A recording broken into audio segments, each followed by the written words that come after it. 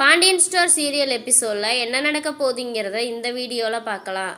நம்ம மயிலோட குடும்பமும் போலி கவரிங் நகையால் மாட்டப்போகிறது உங்களுக்கெல்லாம் பிடிச்சிருந்துச்சுன்னா இந்த வீடியோவுக்கு மறக்காமல் லைக் பண்ணுங்கள், சப்ஸ்கிரைப் பண்ணுங்கள். நம்ம சரவணன் மயிலுக்கு விவாகரத்து நோட்டீஸ் அனுப்பிட்டாரு.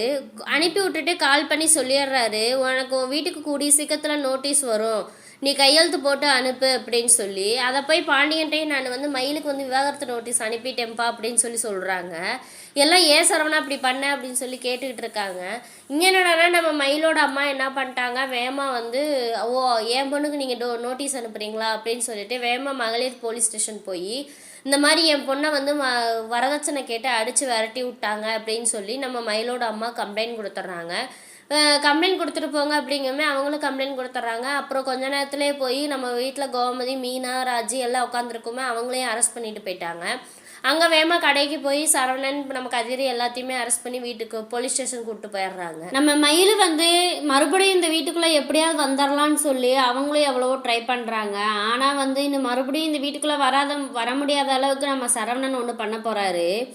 அது என்னன்னா நம்ம மயிலுக்கும் அவருக்கும் டைவர்ஸ் வாங்க போகிறாரு.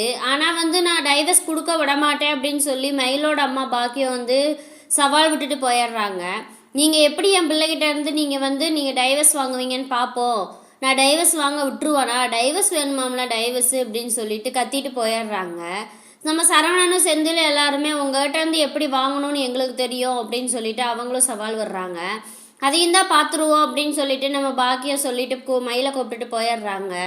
திடீர்னு நம்ம சரவணன் என்ன பண்ணிடுவார்னா வக்கீலை வச்சு டைவர்ஸ் நோட்டீஸ் நம்ம மயிலுக்கு விட்டுருவாங்க.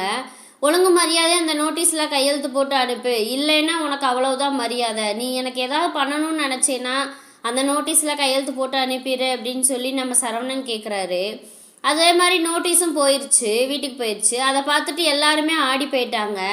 நீ இவங்களை இப்படியே சும்மா விடக்கூடாது அப்படின்னு நினச்சிட்டு என்ன பண்ணிடுவாங்கன்னா நம்ம பாக்கியத்தோட அம்மா நம்ம பாக்கியம் என்ன பண்ணிடுவாங்க, நேராக போலீஸ் ஸ்டேஷன் போய் மகளிரில் என் பொண்ணுக்கிட்ட வரதட்சணை கேட்டு கொடுமைப்படுத்துகிறாங்க, வரதட்சணை வாங்கிட்டு வரலைன்னா இந்த வீட்டுக்குள்ளேயே நுழைய விட மாட்டேன் அப்படின்னு சொல்லிட்டு அடித்து விரட்டிட்டாங்க அப்படிங்குமேனு. சரி நீங்கள் ஒரு கம்ப்ளைண்ட் எழுதி கொடுத்துட்டு போங்க அப்படின்னு சொல்லி அவங்களும் சொல்லிடுறாங்க. நம்ம பாக்கியம் வீட்டில் இருக்கவங்க ஒருத்தவங்க பேரையும் விடாமல் எல்லாத்தையும் பேரையுமே சொல்லிடுறாங்க. திடீர்னு போலீஸ் நம்ம கோமதி எல்லாம் உட்காந்து பேசிகிட்டு இருக்கும்போது போலீஸ் வருது. உங்கள் மருமக வீட்டிலேருந்து உங்கள் மேலே கம்ப்ளைண்ட் கொடுத்துருக்காங்க, எல்லோரும் ஸ்டேஷன் வாங்க அப்படின்னு சொல்லிடுவாங்க.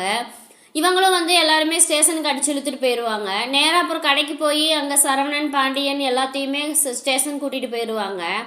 இந்த இதில் இன்னும் நம்ம சரவணன் எப்படி தப்பிக்க போகிறாருங்கிறதையும், நம்ம மீனாவும் நம்ம ராஜியும் நம்ம தங்கமயிலோட நகையெல்லாம் போலி நகைங்கிற உண்மையை வெளிக்கொண்டு சொல்லுவாங்களா இல்லையா அப்படிங்கிற விஷயத்த நம்ம அடுத்த வீடியோவில் பார்ப்போம். இந்த வீடியோ பிடிச்சிருந்தா மறக்காமல் லைக் பண்ணுங்கள், சப்ஸ்கிரைப் பண்ணுங்கள்.